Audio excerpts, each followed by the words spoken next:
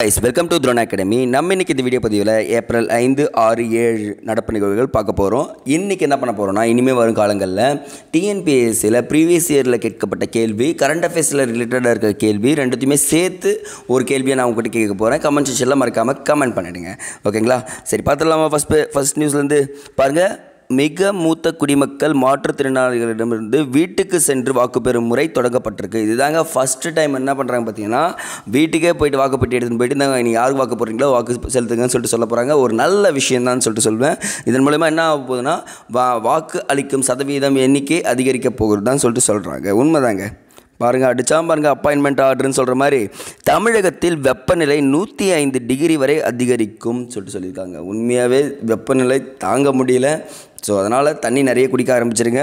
இது உண்மையாக ஒரே ஒரு காரணம் என்னென்னா, நான் நிறைய டைம் சொல்லிகிட்டே இருப்பேன், மரம் நட்டு வைங்கன்னு சொல்லிட்டு. ஸோ அதையும் ட்ரை பண்ணுங்கள். நெக்ஸ்ட்டு இதெல்லாம் விட்டுடுங்க, ஸ்கிப் பண்ணிக்கலாம்.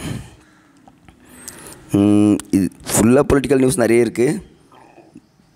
பட் நமக்கு எங்கே கரண்ட் அஃபேர்ஸ் கிடைச்சாலும் நம்ம என்ன பண்ணிவிடுவோம், உங்களுக்கு கொடுத்துருவோம். பாருங்கள், தங்கமே தங்கம் அப்படின்ற ஒரு டாப்பிக்கில் கொடுத்துருக்காங்க.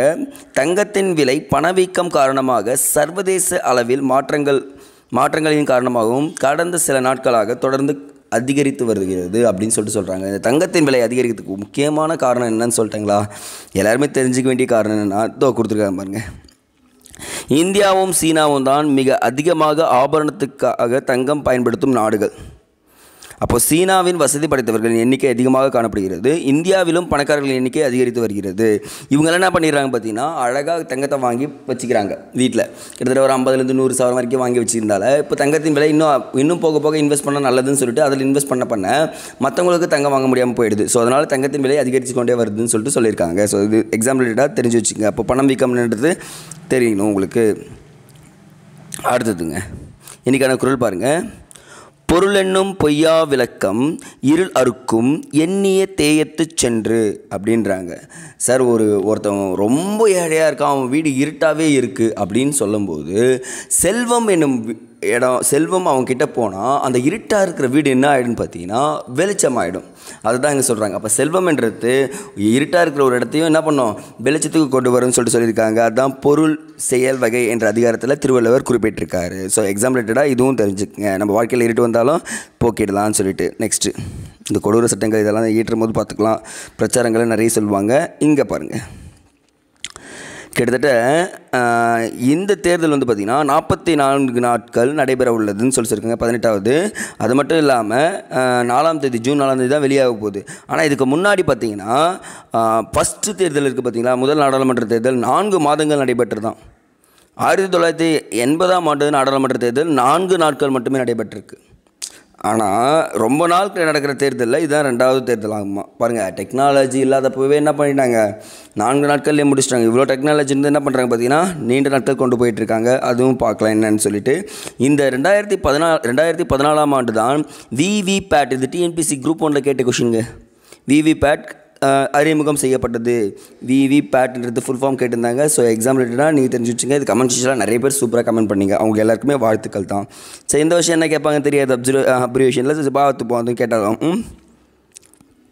நெக்ஸ்ட்டு இங்கே பாருங்கள், அதிநவீன அக்னி பிரைம் ஏவுகணை சோதனை வெற்றி. இப்போ அக்னி 1 2 3 4 5ன்னு சொல்லிட்டு நிறையவே பார்த்துட்டாங்க. ஆனால் நமக்கு டிஎன்பிசி ரிலேட்டடாக என்ன முக்கியம்னு பார்த்தீங்கன்னா, இது தாங்க முக்கியம்.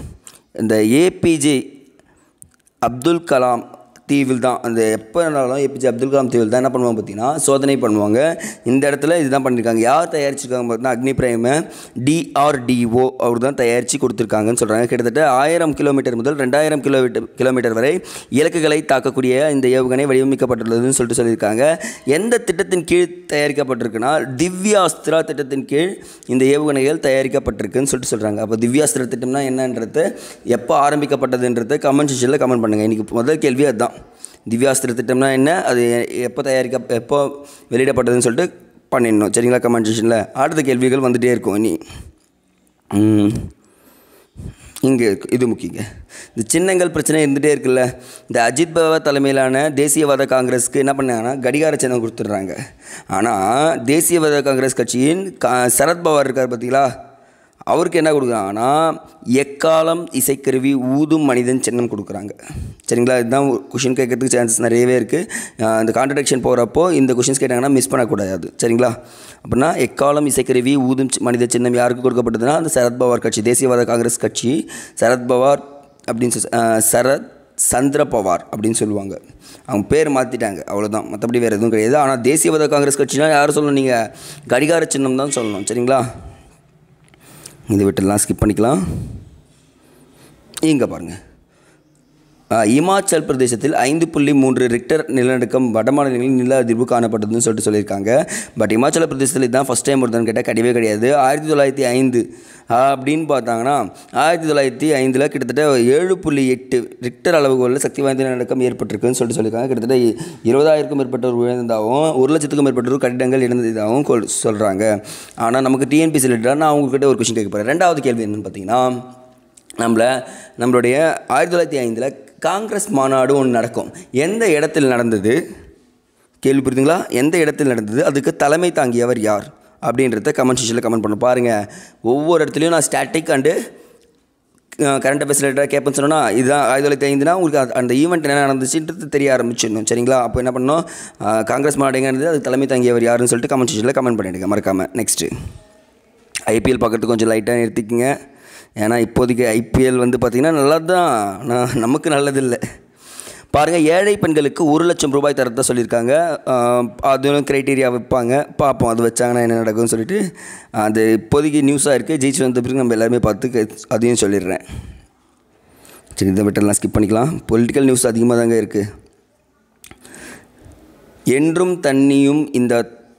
என்று தனியும் இந்த தாகம் சொல்லிட்டு சொல்லுவாங்க. என்னது தாகம் தனியிலையா அப்படின்னு கேட்டாங்கன்னா, நிதி ஆயோக் அறிக்கையில் கிட்டத்தட்ட 69% இந்தியர்கள் மிக கடுமையான தண்ணீர் தட்டுப்பாட்டை எதிர்கொள்கிறார்கள் அப்படின்னு சொல்லிட்டு சொல்கிறாங்க. உண்மைதாங்க. இப்போது நம்ம காவேரி நதி ஓடக்கூடிய பெங்களூர்லேயே என்ன ஆயிடுச்சுன்னு பார்த்தீங்கன்னா, தண்ணீர் இல்லாமல் ரொம்ப தத்தளிக்க போனாங்க. அதே மாதிரி பாதுகாப்பான குடிநீர் போதுமான அளவு இல்லாததால் ஆண்டுதோறும் 2,00,000 பேர் உயிரிழக்கதா சொல்கிறாங்க. அப்போ உலக சுகாதார நிறுவனம் இருக்காங்க பார்த்தீங்களா, அவங்களுடைய அறிக்கையின்படி 9.7 கோடி இந்தியர்கள் பாதுகாப்பான தண்ணீர் கிடைப்பதில்லைன்னு சொல்லியிருக்காங்க. அப்போது பெண்கள் பார்த்திங்கன்னா வேலைவாய்ப்பும் வீணாக போகுது இதனால். ஏன்னா தண்ணீர் சேகரிக்க போய் வரத்துக்கு அவங்களுக்கு கரெக்டாக இருக்குது அப்படின்னு சொல்லியிருக்காங்க. சரிங்களா, ஸோ தண்ணீர் தட்டுப்பாடுன்றது இப்போ கிளைமேட் சேஞ்சில் ரொம்ப பெரிய விஷயமாக இருந்துகிட்டே இருக்குது. அதுவும் பாதுகாப்பான தண்ணீர், சுத்தமான தண்ணீர் கிடைக்கிறது இன்னும் பெரிய விஷயம்னு சொல்லியிருக்காங்க. ஸோ அதையும் கொஞ்சம் பார்த்து வச்சுக்கோங்க. சரிங்களா, அதுதான் இங்கே சொல்லியிருக்காரு திருவள்ளுவர் வான் சிறப்பில் சூப்பராக. கெடுப்பதுவும் கெட்டார்க்கு சார்வாய் மாற்று ஆங்கே எடுப்பதுவும் எல்லாம் மழை அப்படின்னு சொல்லியிருக்காரு. அப்படின்னா என்னன்னு பார்த்தீங்கன்னா, பெய்யாமல் சுத்தமாக என்ன பண்ணுவோம், கெடுத்துரும். மழை பெஞ்சால் நிறைய பெஞ்சு துணை நிற்கும். அப்போ மழை பார்த்திங்கன்னா நினச்சா பெய்யும், நினச்சா நிறைய கொடுக்கும் அப்படின்றத சொல்லியிருக்காரு வான் சிறப்பில். சரிங்களா, ஸோ இது தெரிஞ்சு வச்சுக்கோங்க. அடுத்தது இது ஸ்கிப் பண்ணிக்கலாம். இங்கெல்லாம் நியூஸ் இல்லைங்க. இது வேணால் கேரளா ஸ்டோரி, இது முக்கியங்க. விழஞ்சம் துறைமுகத்திற்கு சர்வதேச பாதுகாப்பு தரச்சான்று கொடுக்கப்பட்டதுன்னு சொல்லியிருக்காங்க. நமக்கு தெரிஞ்சுக்க வேண்டிய ஒரு விஷயம் என்னென்னு பார்த்தீங்கன்னா, விழஞ்சம் துறைமுகம் எந்த இடத்தில் உள்ளதுன்னா கேரளா மாநிலத்தில் உள்ளதுன்னு தெரிஞ்சுக்குங்க. ஏன்னா இப்போ துறைமுகங்கள் வச்சும் கொஷின்ஸ் கேட்குறாங்க, எந்த பிளேசஸில் இருக்குதுன்னு சொல்லிட்டு மேட்ச் த ஃபாலோவிங்கில் கேட்டிருக்காங்க. ஸோ எக்ஸாம் ரிலேட்டடாக அது ரொம்ப ரொம்ப முக்கியமானது. இப்போ உங்களுக்கான கொஷின்ஸ் கேட்டலாமா? மூன்றாவது கேள்வி, துறைமுகம் வந்தாலே தமிழ்நாட்டின் கடற்கரை நீளம் எவ்வளவு? தமிழ்நாட்டின் கடற்கரை நீளம் எவ்வளவுன்னு சொல்லிட்டு கமெண்ட் செக்ஷனில் பண்ணுங்கள். 3 கேள்வி கேட்டிருக்கேன் இது வரைக்கும். சரிங்களா, எத்தனை பேர் கரெக்டாக ஸ்பீடாக ஆன்சர் பண்ணுறீங்கிறதையும் நான் பார்த்துறேன் இன்றைக்கி. சரிங்களா, எல்லாருக்கும் ஒரு ஆர்டின் சிம்பிள் கொடுத்துடலாங்க. இங்கே பாருங்கள், ரெப்போ வட்டி விகிதத்தில் மாற்றம் இல்லை என்று ரிசர்வ் வங்கி சொல்லியிருக்காங்க. இது ஒரு ஸ்டாட்டிக் போர்ஷன்ஸ்க்கு. என்ன சார் சொல்கிறீங்கன்னு பார்த்தீங்கன்னா, இந்த இடத்துல ஆர்பிஐ இருக்காங்க வச்சுக்கோங்க. இந்த இடத்துல ஆர்பிஐ, இந்த இடத்துல பேங்க், சாதாரண பேங்க் இருக்குது. இப்போது ஆர்பிஐ பேங்க்குக்கு கடன் கொடுத்தா அது நான் ரிப்போ ரேட்டுன்னு சொல்கிறேங்க. Repo rate. அப்போ அது ஒரு சர்டன் ஆஃப் இன்ட்ரெஸ்ட் கொடுப்பாங்க, 6.5 சம்திங். நான் இது ஜஸ்ட் எக்ஸாம்பிள் போடுறேன். ஒரு 6.5 இன்ட்ரெஸ்ட்டில் கொடுக்குறாங்க. அதே ரிவர்ஸ் ரெப்போனா பேங்க் போய் ஆர்பிஐக்கு கடன் கொடுக்கும். இது தாங்க ரிவர்ஸ் ரெப்போ. முடிஞ்சிச்சா பாருங்கள். இப்போ அப்படின்னா எவ்வளோ இன்ட்ரெஸ்ட் இவங்க பேங்க்கு கிட்ட வாங்குவான்னு பார்த்தீங்கன்னா வெறும் 2.5%. எக்ஸாம்பிளுக்கு தான் போடுறேன், பட் எக்ஸாக்டாக போடல, சரிங்களா? அப்போ இவங்க கொடுக்கும்போது அதிகமாக கடன் வட்டி கொடுப்பான். ஆனால் இங்கே என்ன பண்ணுவான், வாங்கும்போது கம்மியான வட்டிக்கு வாங்குவான். அதான் ரிவர்ஸ் ரெப்போ ரேட்டுன்னு சொல்லுவாங்க. இதுதான் ரெப்போ ரேட்னா ஆர்பிஐ பேங்க்கு கடன் கொடுக்குறது, ரிவர்ஸ் ரெப்போனா பேங்க்கு ஆர்பிஐ கடன் கொடுக்குறதுன்றதை தெரிஞ்சு வச்சுங்க. எக்கனாமிக்ஸில் நீங்கள் கான்செப்டை புரிஞ்சுக்கிட்டிங்கன்னா ஈஸியாக எக்ஸாமை மார்க்கை லட்டு மாதிரி எடுத்துடலான்றதை நம்ம சொல்கிறோம். அடுத்ததுங்க, இங்கே பாருங்கள், தைவானில் நிலநடுக்கம் பயங்கரமாக ஏற்பட்டதுன்னு சொல்கிறாங்க. தைபே 101 தப்பியது. சரி, ஓகே, நம்ம பட் ஆனால் நமக்கு தெரிஞ்சுக்கணும் தைவானில் நிலநடுக்கம் ஏற்பட்டிருக்கு அப்படின்றது. டிசாஸ்டர் வந்துகிட்டே இருக்குது, நீங்கள் பார்த்துட்டீங்கன்னா எல்லா நியூஸ்லேயுமே பார்த்துருப்பீங்க. அடுத்தது, ஞாயிற்றுக்கிழமைக்கான 7 ஏப்ரல் 7 நடப்பு நிகழ்வுகள் பார்த்திங்கன்னா இங்கே நிறைய திட்டங்கள் கொடுத்துருக்காங்க. நான் முதல்வர் திட்டத்திலேருந்து எல்லாமே அது ஜஸ்ட்டு பார்த்துக்கணும். காங்கிரஸ் முஸ்லீம் லீக் சாதனை. ஆஹா, 4வது கேள்வி மாட்டிக்கிச்சு. முஸ்லீம் லீக் கட்சி எந்த ஆண்டு தோற்றுவிக்கப்பட்டது? அதை தோற்றுவித்தவர் யார் அப்படின்றத கமெண்ட் செக்ஷனில் கமெண்ட் பண்ணுங்கள். எந்த ஆண்டு தோற்றுவிக்கப்பட்டது, அதை தோற்றுவித்தவர் யாருன்றத கமெண்ட் செக்ஷன். அப்போ பாருங்கள், இன்றைக்கி மொத்தமாக நான் 4 கேள்வி கேட்டிருக்கேன். இந்த 4 கேள்வியுமே நீங்கள் ஆன்சர் பண்ணிங்கன்னா உங்கள் எக்ஸாமில் கேட்டாங்கன்னா நீங்கள் ஈஸியாக என்ன பண்ணிடலாம், லட்டு மாதிரி அதை தூக்கிடலாம் அப்படின்றதும் நம்ம சொல்கிறோம். அப்புறம் வந்து பார்த்திங்கன்னா பொலிட்டிக்கல் நியூஸ் இதில் பயங்கரமாக இருக்குது. சண்டே ஆனால் நான் நிறைய கரண்ட் அஃபேர்ஸ் எடுக்கலாம்னு சொல்லிட்டு எடுப்பேனா, பட் ஆனால் என்ன இருந்துடும், ஃபுல்லாக பொலிட்டிக்கல் நியூஸாகவே இருக்குன்றதால அப்படியே ஸ்கிப் பண்ணே வந்து வச்சுக்கோங்களேன். இதெல்லாம் இல்லைங்க. கச்சத்தீவு இது வேண்டாம், ஸ்கிப் பண்ணிக்கலாம். குழந்தை கடத்தல் இதுவும் வேண்டாம். நக்சலைட்ஸ், மேற்கு வங்க மைய அதிகாரிகள். இங்கே பாருங்கள், இது ஒரு நல்ல நடனமாடி வாக்கு சேகரித்த அஸ்ஸாம் முதல்வர்னு சொல்கிறாங்க. இது ஒரு நல்ல விஷயமாக தான் இருக்குது.